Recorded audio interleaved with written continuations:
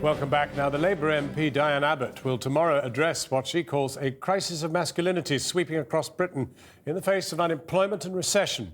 In a speech to the think tank Demos, she'll warn of a generation of disaffected young men being driven to homophobia, machismo and misogyny as they lose the traditional role as breadwinner. Katie Razzle has been out to a boxing gym under the Arches in South London to see what people there make of it all.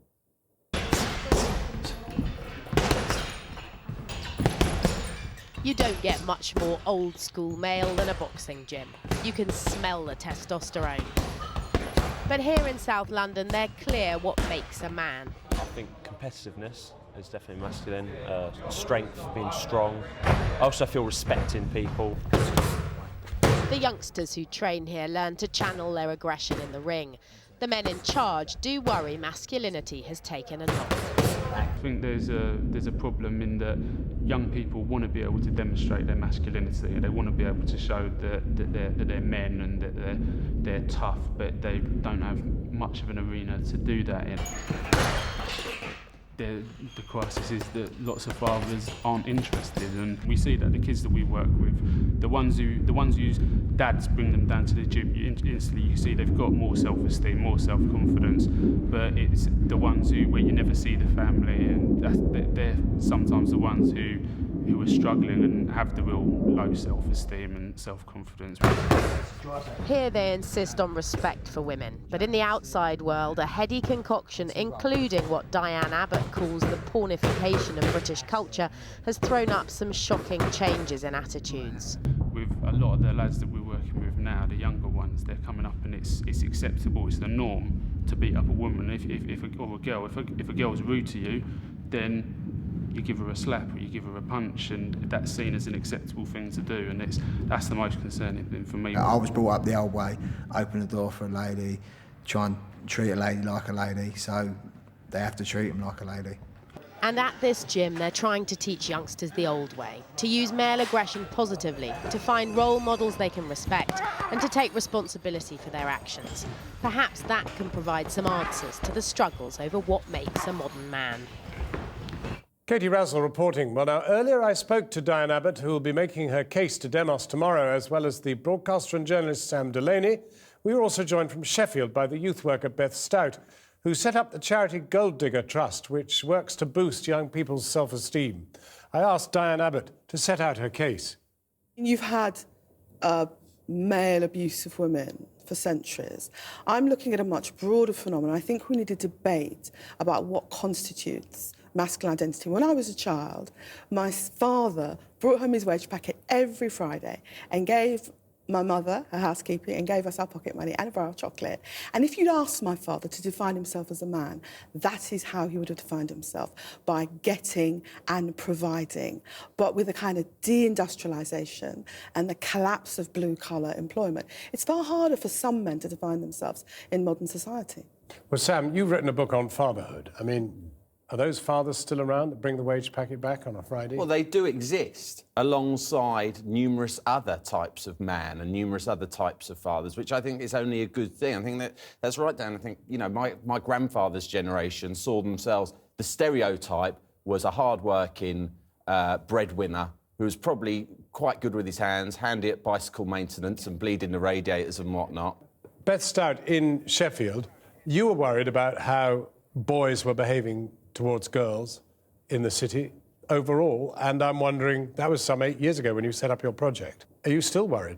Yeah, in fact, just over a year ago, we started a boys project specifically to work with lads around how they view women, how they view relationships, how their self-esteem is rooted as well. What do they think defines a man? Because I think we struggle for good role models for girls and for lads, but particularly it seems to be really apparent that boys are lacking a good role model. And actually a lot of the young boys that we work with, the teenage guys who are struggling to figure out what does it mean to be a bloke and how does that mean they treat women, actually they're struggling to find someone who really respects women, who cherishes them, who honours them, and who is kind of really positively supporting them rather than abusing them, as we see in our sexual exploitation work. I think she's exactly right. That's what I see in the communities around me. And what some men are retreating into and some boys are retreating to is a kind of hyper-masculinity. And, you know, the pornified culture we live in affects boys as much as girls. But there is a failure from politicians because we need to start putting full employment back at the centre of the political agenda, because it's a collapse of employment for blue-collar men which has caused some of these problems. I get the sense, Sam, you don't chime with this. You think basically men are pretty clear about what masculinity involves and they're pretty okay about themselves. Well, what I think is that there is no kind of stereotype or model that men have to conform to anymore with regards to masculinity, which is a very positive thing. I think that during the industrialised era to which you refer, I think men's roles were very narrow. This idea of having a kind of a role where you went out and you earned the money and you came back and there was this kind of emotionally remote but quite kind of masculine figure sitting grumpily in the corner, the classic, you know, portrayal of a man. If anything was depressing and miserable for men, it was feeling like they needed to fit into that. Now, men have more choices than ever. And also, it's far more acceptable for men in this day and age to be domesticated, i.e. to play the role of the person changing the nappy or cooking the meal and staying at home, which an increasing number of men do, Diane, especially during this recession. And they have respect for that. And before, you were considered slightly a failure to be doing that. Now men are more domesticated and it makes them and their families happier. Do you accept what Diane says, which is that at the heart of it all is employment, that if in fact there aren't rewarding and decent jobs, you will begin to get people who lose their own sense of identity?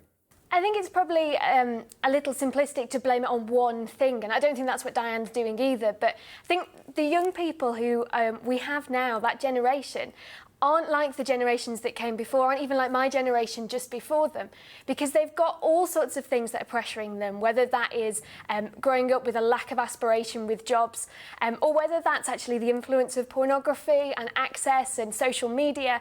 There's all sorts of things that are going on, and I think that affects girls as well. One of the things that we see when we ask young girls, what do you think people want out of a relationship? They automatically say, girls want love and boys want sex. I don't think that's true. I don't think that's a good representation of boys, but I think there's this image almost of what lads are meant to be, and I think combating that and giving them the space to really think about what masculinity really means is really key. If we cut back to what happened yesterday, the conviction of these guys for running a grooming gang and setting very young girls to prostitution, and then attracting men from all over the country to use them for sexual purposes. And they're not alone. There were a lot of other gangs that have done this.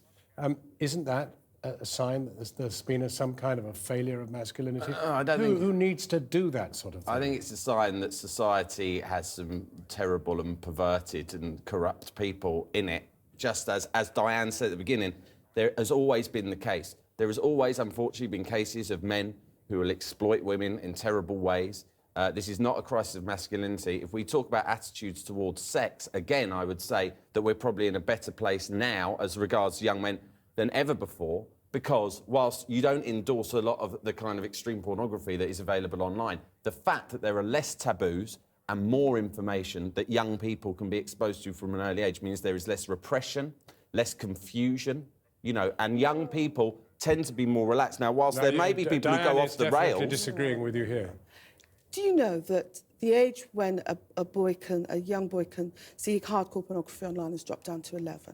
Do you know there are girls in schools who think the way to become, you know, part of the in crowd is to text pictures of their naked bare breasts to boys, not understanding once you put those things out there online and on the internet, they never go. I don't think we're in a better place at all. I think a lot of young people feel very worried, and if they could just express it, don't know how to navigate this world of pornography on every laptop. Beth, presumably you would advocate a project like yours in every city. I would. That's why we train people all over the country to do what we do, and we'd love to see that happening in every place. Exploitation, sadly, is happening in every city, in every town.